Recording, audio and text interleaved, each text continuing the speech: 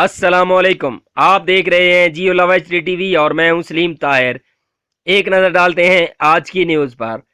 تحریک انصاف کے سینئر رہنما ملک اقبال ڈرنال نے صحافیوں سے گفتگو کے دوران کہا، یونین کونسل ڈرنال اور بھگٹال کے لیے صوبائی وزیر حافظ احمد یاسر کی جانب سے 70 لاکھ روپے کی گرانٹ دینے پر ہم ان کے بیعت مشکور ہیں۔